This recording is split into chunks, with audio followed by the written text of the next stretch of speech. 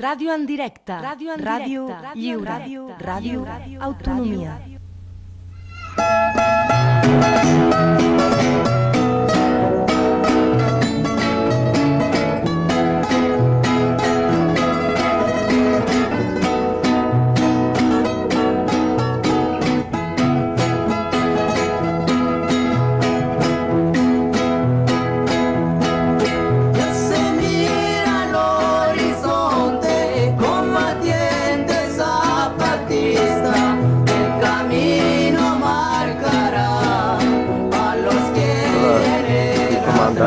Sargento Marcos.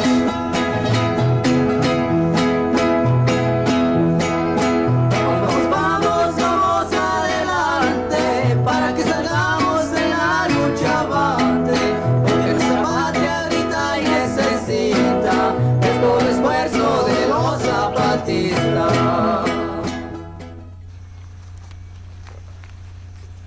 ¿En dónde estamos?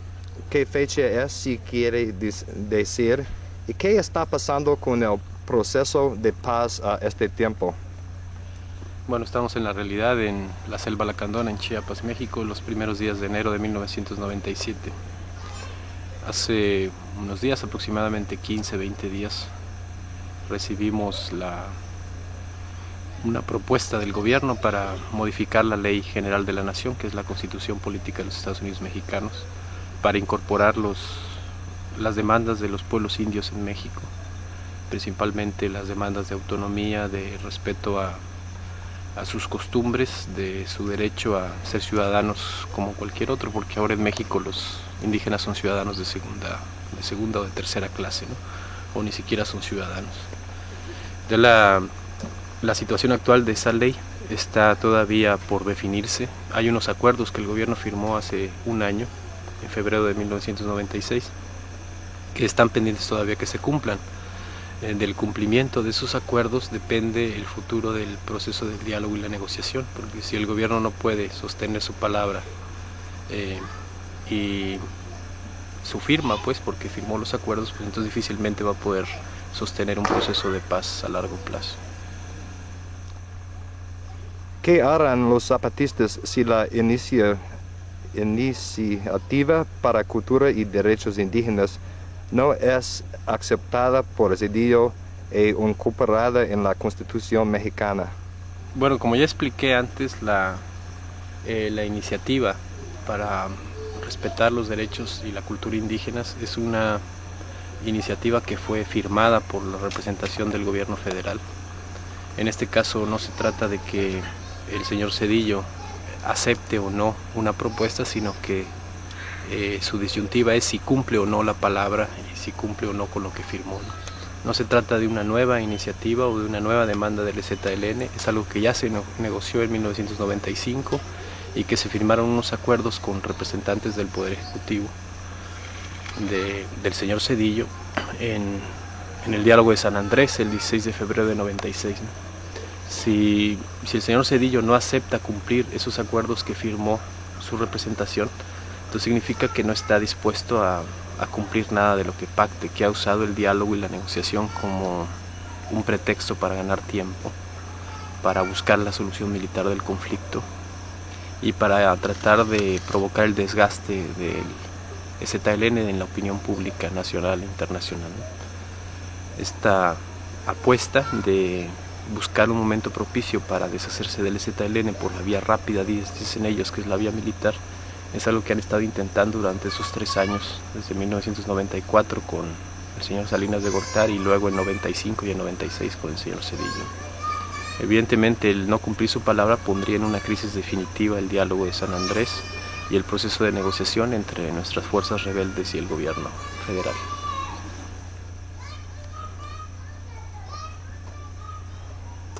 ¿Por qué es importante esta iniciativa para los pueblos indígenas primero y después para la población en general?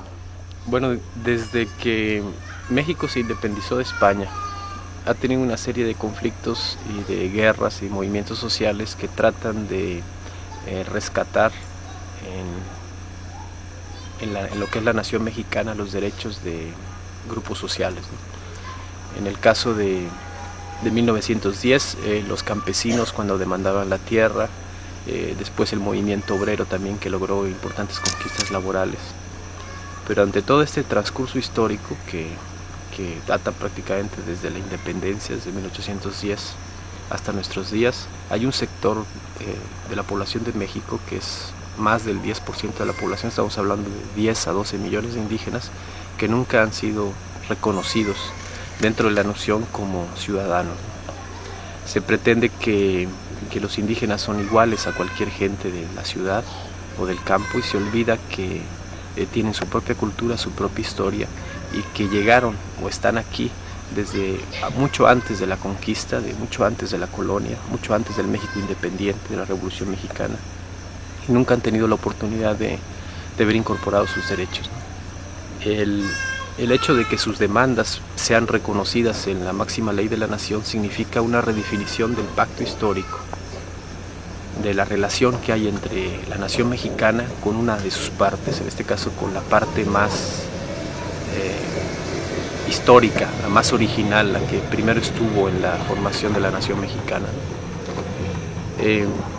Para los indígenas significa la culminación de una etapa que lleva varios siglos, de tratar de incorporarse al mundo moderno, cualquier cosa que signifique la modernidad a través de la historia, sin renunciar a su ser indígenas, es decir, sin transformarse, sin convertirse, sin rendirse, sin dejar de ser indios, y con su exigencia, la resistencia de todos estos años y ahora su exigencia armada de que debe el otro, en este caso el gobierno y la sociedad mexicana, tiene que reconocerlos como seres diferentes que tienen un lugar dentro del concierto nacional. Ahora, respecto a otros grupos sociales, no solo en México, sino en el mundo, nosotros pensamos que las demandas del Ejército Zapatista de Liberación Nacional en particular y en general de los pueblos indios de México ponen en primer lugar el problema que está padeciendo el mundo en esta etapa de globalización, ¿no? Que es que el neoliberalismo, a la hora que trata de borrar fronteras y globalizar la economía, empieza a prescindir de grupos sociales que no le son rentables económicamente. Y paradójicamente esos grupos sociales son los más antiguos, los que tienen más tradición histórica. No estoy refiriendo solo a los indios de América Latina, sino también de Norteamérica, y a los grupos étnicos y sociales que hay en el resto del mundo, ¿no? Lo que se ha dado en llamar minorías, me refiero a los indígenas, a los migrantes, a los homosexuales, a las lesbianas, a los jóvenes, a las mujeres, que aunque difícilmente pueden ser catalogados como grupos minoritarios, son tratados como grupos minoritarios a los que hay que exterminar de diferentes formas, a veces por persecución policíaca, a veces con guerras, a veces simplemente con olvido, que es lo que trataba de hacerse con los indígenas en México. Entonces, de una u otra forma, la demanda de los pueblos indios en México entra en sintonía con demandas universales de otros grupos sociales que exigen el respeto a la vida y a la forma de ser de cada grupo social. No es posible que en el mundo moderno la única forma de valorar a una persona sea su poder de compra o su capacidad de crédito, sino que es necesario referirse a la historia, a lo que construye al ser humano, a su dignidad, decimos nosotros, sin necesidad de que se convierta nada más en un consumidor o en un productor o en un número más en los índices de ganancia o en las estadísticas de las grandes corporaciones multinacionales. Yo creo que eso se debe de que muchos grupos sociales en el mundo estén interesados o atentos a lo que pueda ocurrir acá, pero sobre todo a la palabra de los indígenas rebeldes del EZLN sobre lo que tiene que decir frente al poder y frente al neoliberalismo. La gente habla de la lucha en Chiapas si solo se tratará de una lucha local entre los pueblos indígenas y el gobierno mexicano a causa de la pobreza. ¿De qué se trata esta lucha aparte del gobierno mexicano? ¿Hay otros protagonistas involucrados en esto? Bueno, finalmente el protagonismo es mundial. No se trata de un problema nacional. El efecto del neoliberalismo, del proceso de globalización, es que es que borra las fronteras para el dinero y también borra las fronteras para los problemas. Con esto quiero decir que el problema fundamental que está dentro de la rebelión zapatista no es un problema solo indígena, sino es el problema de los excluidos, de este gigantesco genocidio que está haciendo el gran capital, el gran poder financiero en el mundo, que decide prescindir de una parte de la población al costo que sea, incluso al costo de vidas humanas, ¿no?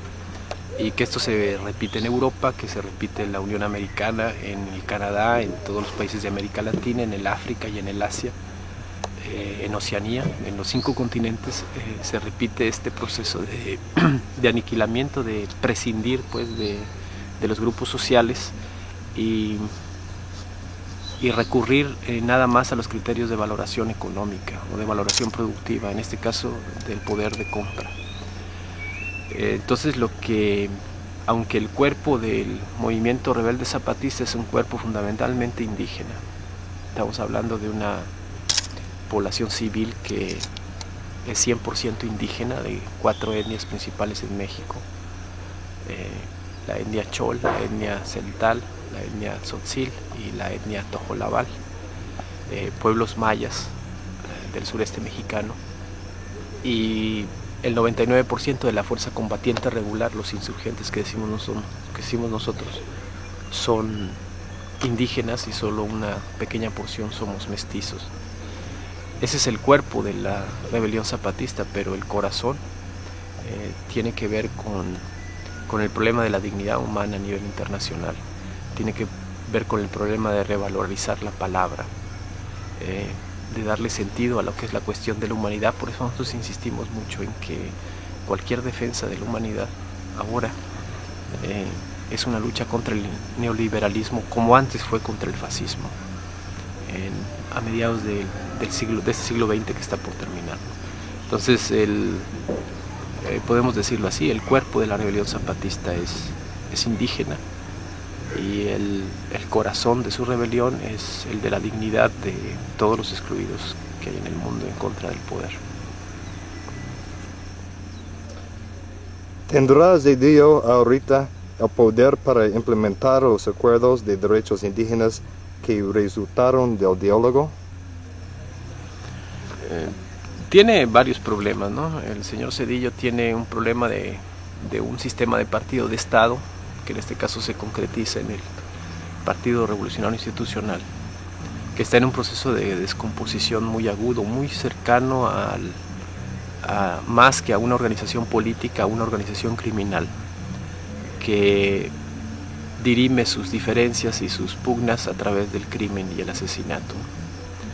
El sistema de partido de Estado en México está corrupto, está ligado al narcotráfico, tiene una estela de engaño y de mentira, de pérdida de legitimidad con el pueblo de México. Y entonces el señor Zedillo tiene que tratar de gobernar con un aparato de Estado que no tiene ninguna credibilidad, y tiene que tratar de convencer a la gente de que puede gobernar, y si no la convence tiene que convencerla con los golpes. Entonces las posibilidades del señor Zedillo para cumplir los acuerdos que se lleguen en la negociación dependen mucho de la posibilidad que tenga el sistema de partido de Estado para transformarse, para cambiar, para no arrastrar al resto del país al proceso de aniquilamiento interno que está sufriendo. Estamos muy escépticos de que esto sea posible, en la medida en que hay tantos intereses creados en el poder gubernamental que no parecen dispuestos a ceder nada para transformar las cosas.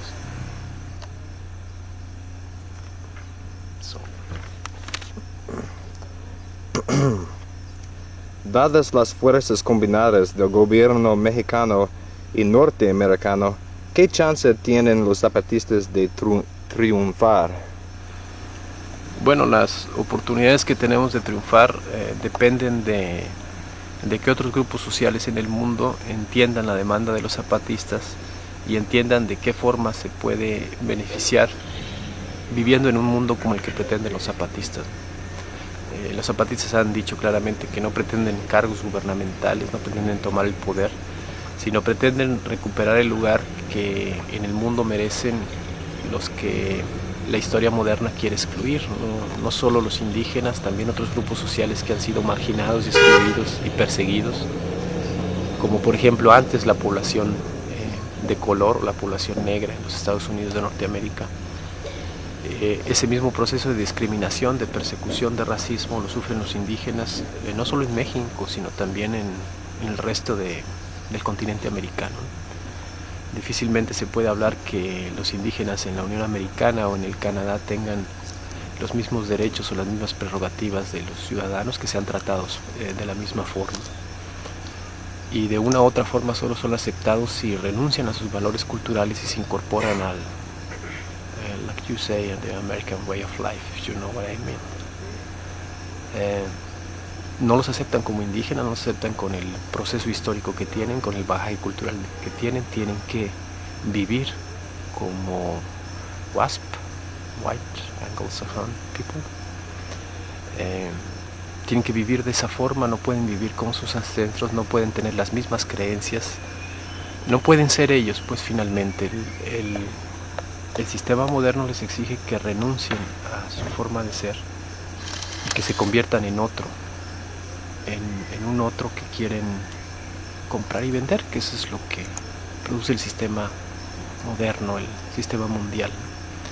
Si nosotros logramos que esos grupos sociales en todo el mundo, pero sobre todo en los países que sostienen al gobierno mexicano, como son los países de la Comunidad Económica Europea, la Unión Americana y el Canadá, podíamos crear sensibilidad en esos pueblos sobre todo, pero también en esos gobiernos, para que exijan al gobierno mexicano que readecúe, que reforme, que actualice la relación de sus instituciones y de la sociedad mexicana con los pueblos indios. Se trata de que nuestro fracaso, si nosotros fracasáramos, si no triunfáramos en nuestras demandas, eso querría decir que la derrota sería no solo para nosotros, sino también para otros excluidos, para otros grupos sociales que demandan su lugar en la historia. Significaría una derrota para la humanidad y un triunfo del crimen mundial, de esta cuarta guerra mundial que estamos viviendo ahora. Se acabó el caso. But could you turn that page, please?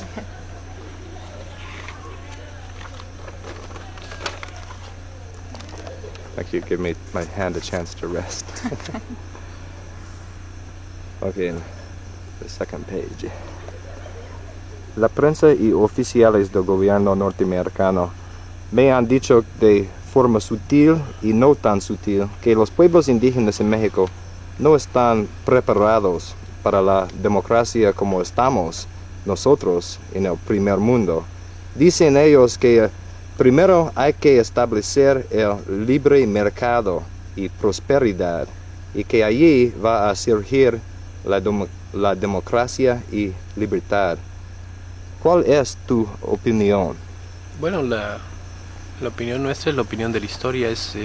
La bonanza económica nunca ha sido un requisito para ejercer los derechos democráticos.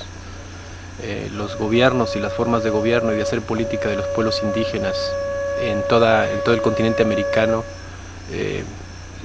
pueden ser la lección de cualquier sistema político moderno. Todos los sistemas de gobierno y sistemas políticos mexicanos y del resto del continente no tuvieron que basar su desarrollo en la guerra, por ejemplo, en la aniquilación del otro, en el mercado, en la compraventa pues, de seres humanos, sino que, por ejemplo, en el caso de los pueblos indios se toman las decisiones por acuerdo de la mayoría, del colectivo, en una discusión, en una asamblea comunal.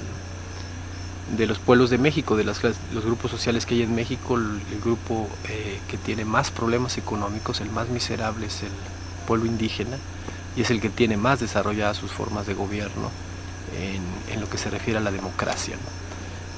El consenso, la búsqueda del acuerdo, el diálogo, que son cosas que apenas está descubriendo el sistema político moderno del neoliberalismo.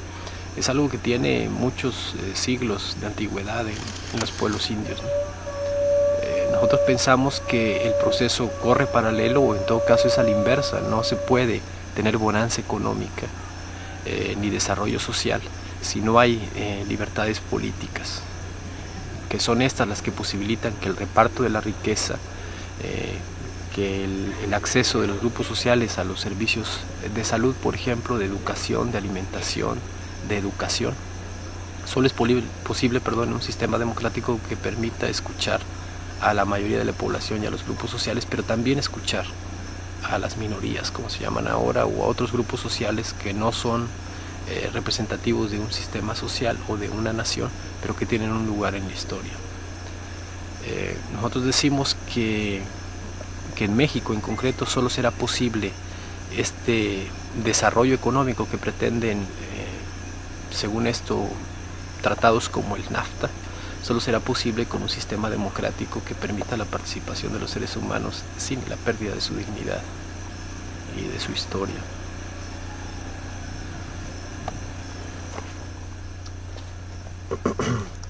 Recientemente hubo una reunión de Zedillo en Nueva York con gente de Wall Street, CNN, Chase Manhattan, JP Morgan, Henry Kissinger, New York Times, etc. ¿De qué hablarían? Bueno, evidentemente se trata de que en el mundo moderno el país, México, está en venta y el señor Zedillo se convierte en un agente de ventas, alguien que está visitando otros países y a otros posibles compradores para tratar de ofrecerles un producto que incluye no solo el petróleo, en este caso, en el caso de México, sino también la gente y la historia. Lo que se trató de esa reunión fue un regateo sobre las condiciones de esa mercancía que está en oferta ahora, que incluye a casi 100 millones de mexicanos y muchos siglos de historia y muchos años de ser independientes, casi 200 años de ser independientes.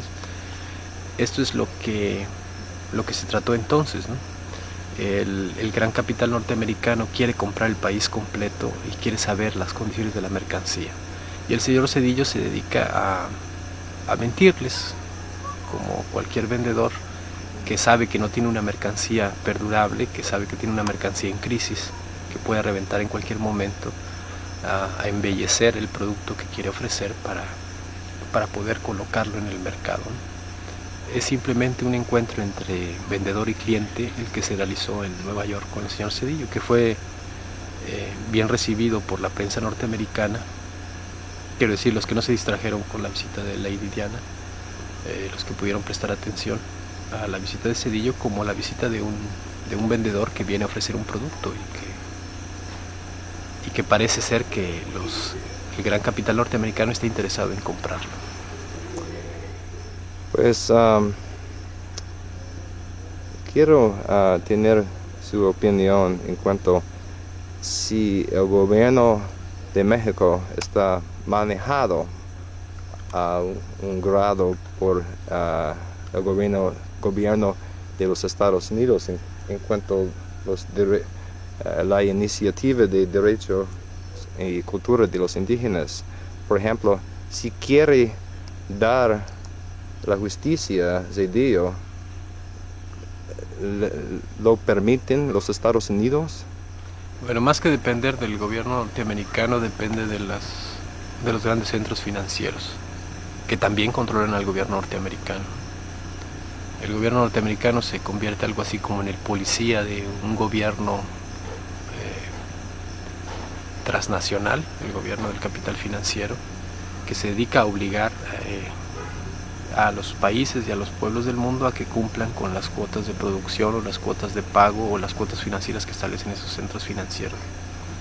Evidentemente el poder financiero mundial no tiene ningún interés en que un sector no productivo para ellos, como es el sector indígena, tenga respeto a su tierra y a sus derechos y a sus formas de vida, porque ellos están interesados no en el ser humano, sino en lo que pueden producir estas tierras. Y por eso su interés en el petróleo, en el uranio que hay en la selva chiapaneca, en la madera, en la electricidad, en todos los recursos naturales que pueden ser explotables a precio muy barato y que significarían un rendimiento para ellos. Si para eso se convierten los pueblos indígenas en un obstáculo, pues el gran capital financiero va a tratar de eliminarlos completamente. Falta que el resto del mundo se los permita. Gracias. Al pueblo estadounidense se les dificulta relacionarse a esta lucha. La propuesta zapatista traería cambios profundos a la sociedad mexicana y tendría impacto en la sociedad americana. ¿Por qué debe el estadounidense común y corriente apoyar la lucha y metas zapatistas? Voy a poner un ejemplo, el ejemplo de los migrantes en la Unión Americana. Un buen porcentaje de los habitantes de otras naciones que emigran a los Estados Unidos para buscar trabajo proviene de México, y un buen porcentaje de esos mexicanos que cruzan la frontera son indígenas.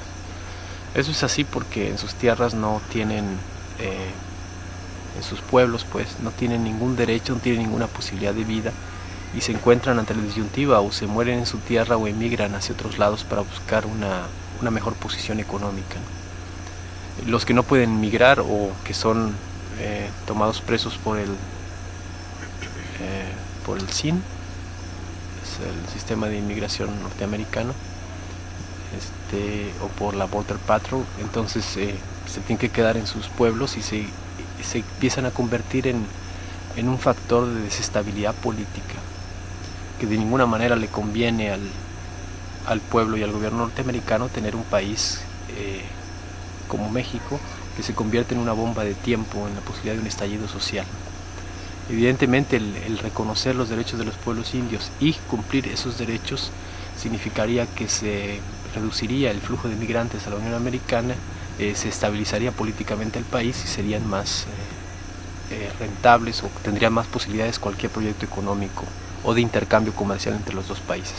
De no ser así, lo que ocurre con el EZLN se repetiría en otros pueblos indios, en otros grupos sociales, y tendrían al sur de su nación, al sur de la Unión Norteamericana, un proceso de descomposición social de guerra civil muy parecido al de la Yugoslavia actual, a la del Líbano de la década pasada, donde hay tantos grupos que no se sabe quién dispara, ni a dónde, ni con quién hay que negociar, ni qué dialogar, ¿no?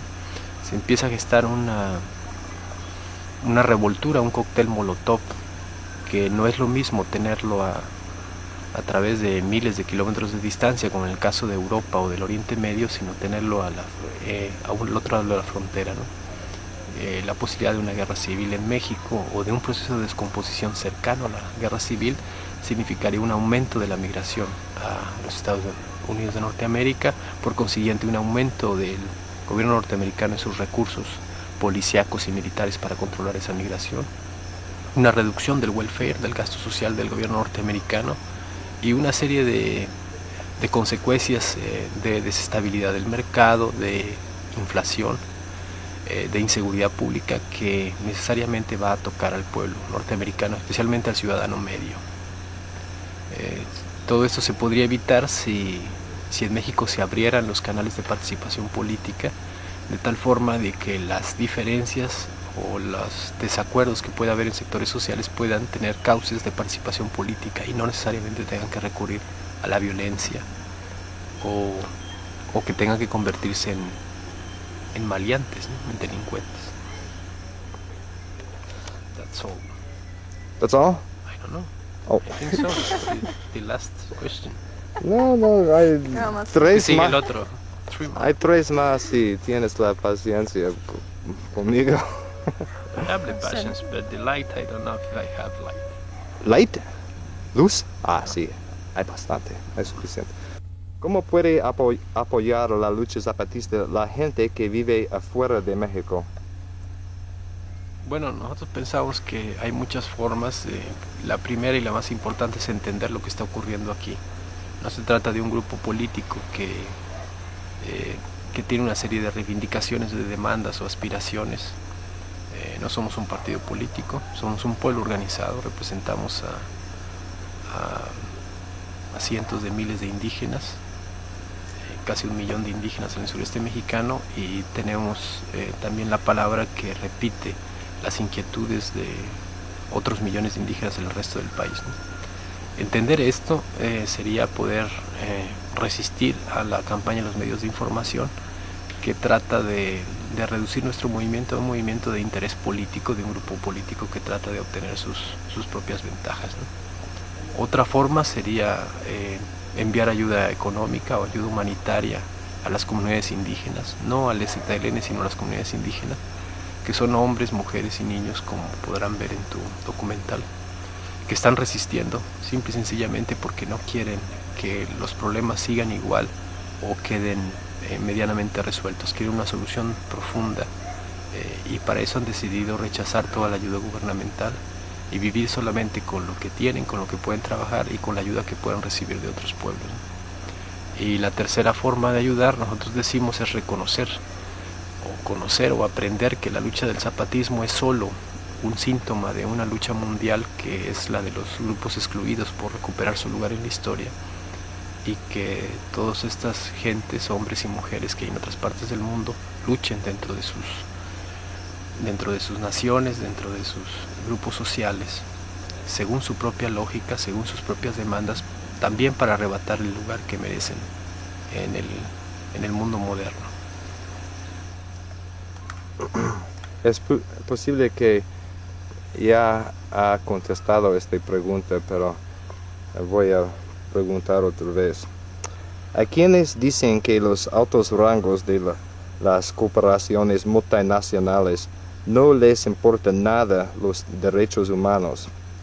Solo les importa aumentar sus ganancias. ¿Qué les decías para convencerlos que tomen en cuenta los valores humanos? No van a poder capitalizar esas ganancias si no respetan la dignidad humana. Es decir, se van a encontrar con esa lógica de la ganancia en un mundo completamente descompuesto o aniquilado. Van a tener grandes riquezas y no van a tener forma de circularlas o de disfrutarlas de alguna forma, porque no va a haber consumidores, no va a haber productores. El mundo se va a dividir entre los muertos y los delincuentes. Va a ser la peor pesadilla que se puede imaginar en cualquier película de ciencia ficción. Cuando el gran capital de las corporaciones multinacionales apuesta al aniquilamiento de la gente, la violación de los derechos humanos, pensando que eso le va a redituar ganancias, se está cambiando el futuro por un presente que va a ser tan fugaz como una ráfaga de viento, ¿no? El momento en que toda esa gente se rebele o finalmente sea aniquilada, ningún mercado comercial o un mercado financiero va a poder sostenerse de esa forma. En realidad lo que están haciendo a largo plazo las corporaciones multinacionales es sacrificar su bonanza y su prestigio y su bienestar económico.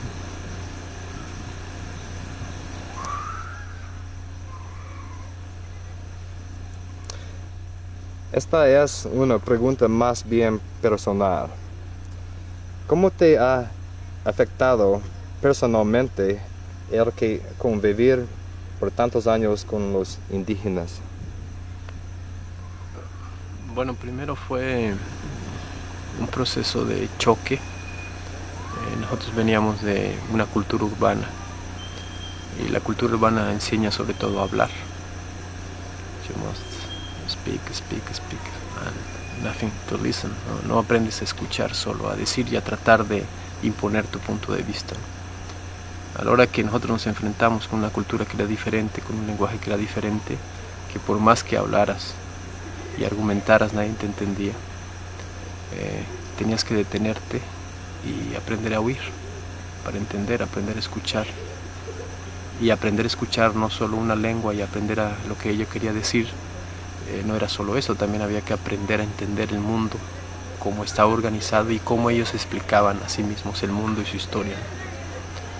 El principal saldo de este encuentro fue el reconocimiento de que teníamos mucho que aprender, casi nada que enseñar, y la posibilidad de que el mundo moderno pudiera recordar esta parte de la historia o esta parte de su mundo, del mundo moderno, que estaba siendo olvidada y la que tenía mucho que aprender, ¿no? Que finalmente el mundo estaba sacrificando y estaba perdiendo mucho a la hora de olvidar a estas gentes que iba a ganar más recordándolo y que iba a ganar más reconociendo que todos esos pueblos tienen mucho que enseñarle y de los que tiene mucho todavía que aprender, ¿no? Si pudiera resumir así a grandes rasgos qué significó para Marcos el encuentro con los pueblos indios, es que lo convirtieron de maestro a alumno y que le enseñaron a escuchar y a tratar de entender lo que hay detrás de las palabras, no solo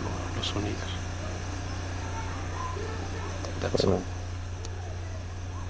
Pues, ¿hay algo en especial que quisiera decirle a esta audiencia? ¿Algo más? ¿Cuál es la audiencia?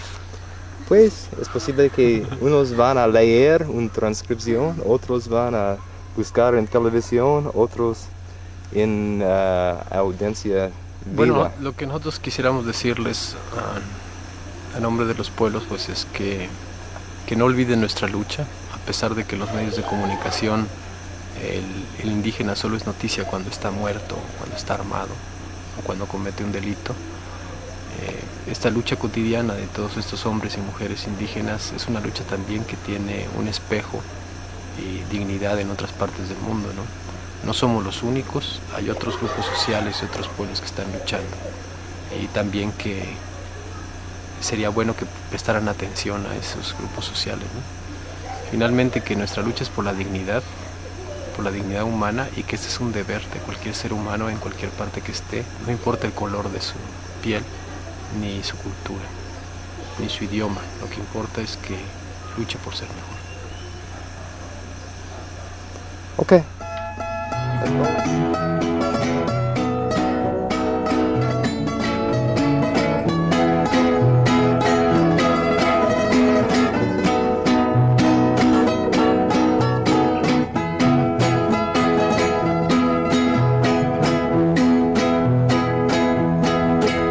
Se mira al horizonte, combatiente zapatista, el camino marcará a los que vienen atrás.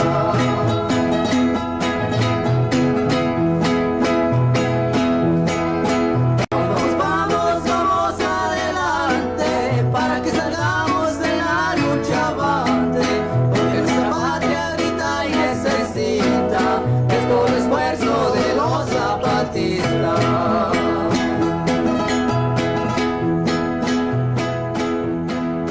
Hombres, niños y mujeres. Radio en directe. Radio lliure. Radio Autonomia.